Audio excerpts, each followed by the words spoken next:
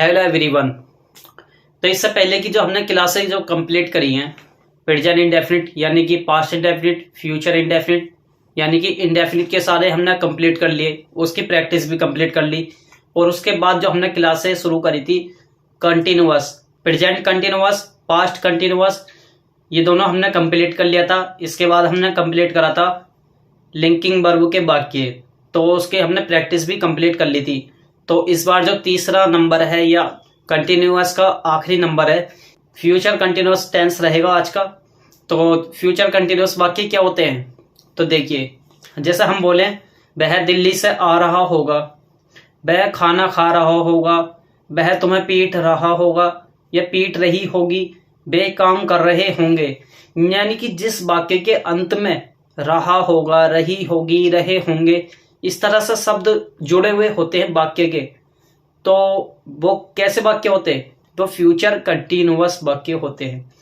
तो future continuous भी जैसे आईएनजी फॉर्म लेता है, जैसे पिछले वाले कंटिन्यूअस ने आईएनजी फॉर्म ली थी। तो फिर इसकी पहचान देख लेंगे।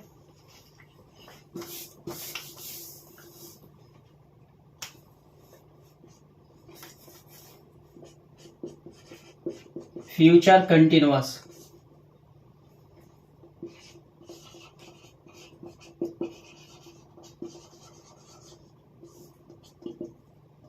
नंबर 1 आता है इसकी पहचान।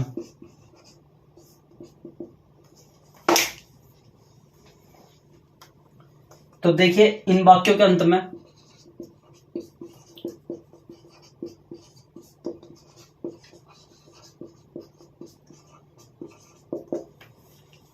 रहा होगा, रही होगी, रहे होंगे होता है।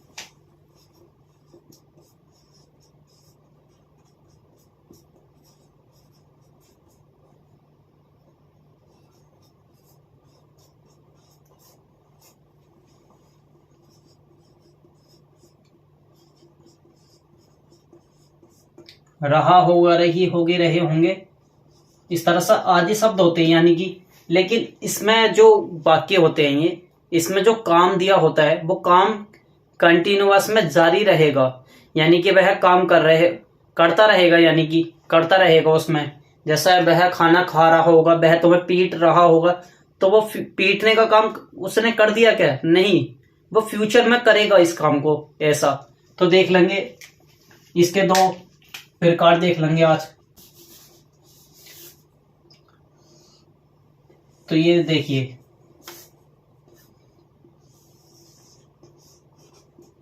यहां जो हम देखेंगे बनाने के नियम, अफर्मेटिव और दूसरा नेगेटिव के देखेंगे।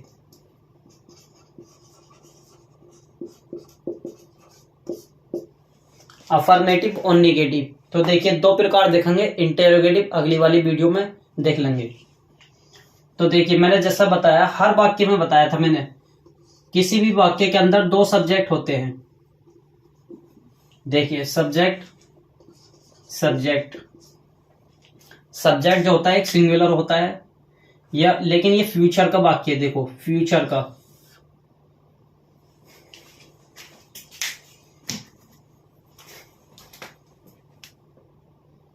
तो फ्यूचर के वाक्य में देखो मैंने बताया था, अगर सब्जेक्ट आई हो या आई के अलावा अन्य सब्जेक्ट हो, अन्य सब का मतलब है जो वी होता है ना, बी को, इस बी को छोड़ के जितने भी सब्जेक्ट है, आई हो या अन्य सब जितने भी बचे हैं, अगर ये सब्जेक्ट हो ना, तो इनके साथ हेल्पिंग वर्ब जो लेते हैं ना हम, विल लेते हैं, विल, इसके साथ विल लेते हैं और वी के साथ सेल लेते हैं, सेल।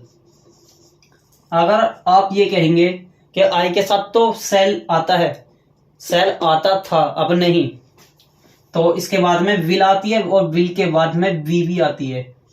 यानी कि विल भी, सेल भी के बाद में आती है मेन वर्ब की या वर्ब की फॉर्म आती है। कौन सी फॉर्म आती है, आईएनजी फॉर्म आती है। विल भी, सेल भी, ये जो होता है ना पूरा, ये हेल्पिंग वर्ब है, ये मेन वर्ब की आईएनजी फॉर्म। इसी तरह से नेगेटिव में होता है। देखिए सब्जेक्ट होगा और सब्जेक्ट होगा, सब्जेक्ट कौन से होते हैं? दो ही होते हैं, देखो आई होगा या अन्य सब होंगे, जितने भी बचे हैं अन्य सब, लेकिन वी नहीं होगा क्योंकि बी का केस अलग होता है। तो देखिए इनके साथ जो हेल्पिंग वर्ब लेते हैं, जैसे यहां लेते हैं ऐसे ही यहां पर लेते हैं हम, आई वी के साथ या आई या अन्य सब के साथ विल लेते हैं और वी के साथ सेल लेते हैं।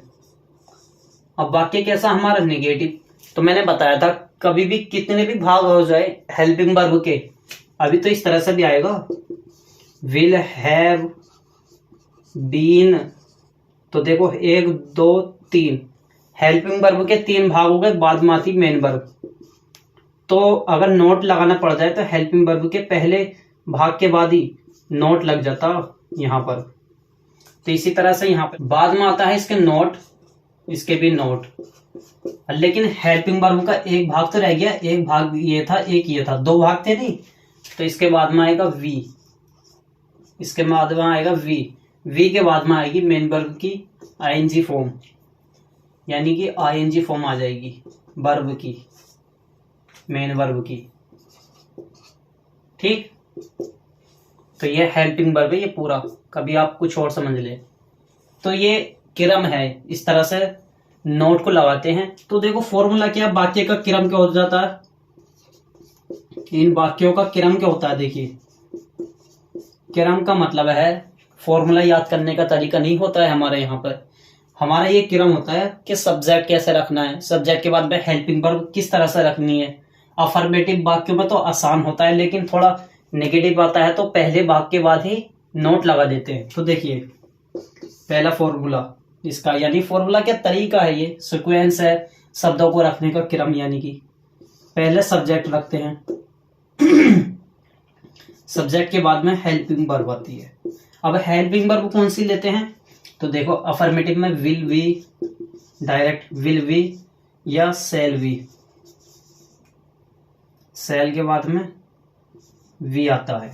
इस तरह से विल वी या सेल वी लेने के बाद में मेन वर्ब की आईएनजी फॉर्म आ जाती है, मेन वर्ब की आईएनजी फॉर्म के बाद में ऑब्जेक्ट आता है, लास्ट में फुल स्टॉप। तो एक वाक्य का क्रम ये हो जाता है। और एक का और देख लेंगे, इसका देखो नेगेटिव का, सब्जेक्ट आता है, सब्जेक्ट के बाद में हेल्पिंग वर्ब, हेल्पिंग वर्ब का पहला भाग आएगा, यानी कि पहला ये विल या सेल, विल या सेल लगाने के बाद में नोट लग जाता है, नोट, नोट लगाने के बाद में मेन वर्ब नहीं लगाने का, पहले मेन वर्ब हेल्पिंग वर्ब का दूसरा भाग, हेल्पिंग वर्ब का दूसरा भाग लगाने के बाद में आती है मेन वर्ब की ING form plus object, last में फुल स्टॉप। तो ये हेल्पिंग वर्ब का पहला भाग होता है, ये दूसरा भाग होता है। तो इस तरह से ये दूसरा फॉर्मूला और ये पहला फॉर्मूला तैयार होता है। लेकिन आपको ये याद नहीं करना, ये तो आपको पहले से ही याद हो गया होगा कि सब्जेक्ट रखना, बाद में हेल्पिंग वर्ब, इसके बाद में नोट आता तो नोट लगा देते हैं। तो देखिए ऐसी है, पहले भाग के बाद ही नोट लग जाता है।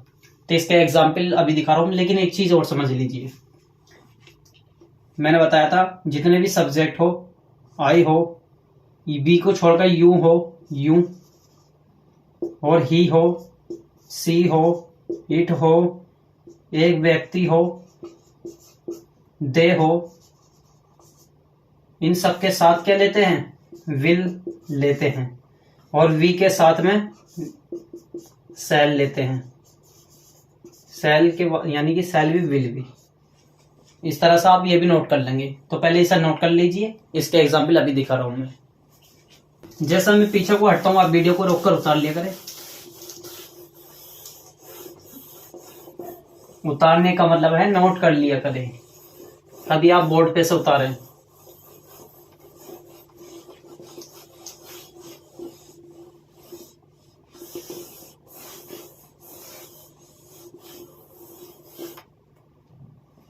तो इसके कुछ एग्जाम्पल देखते हैं।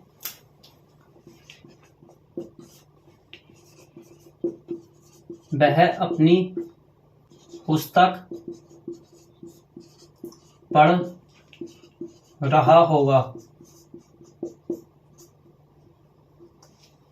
दूसरा वाक्य है एग्जाम्पल में,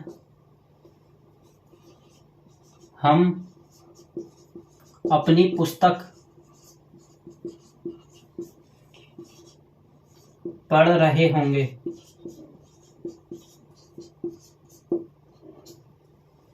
तीसरा एग्जाम्पल देखिए, वे अपनी पुस्तक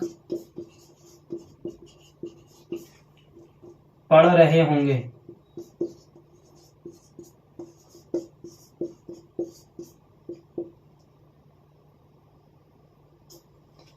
चौथा वाक्य है, वह अपनी पुस्तक नहीं पढ़ रही होगी।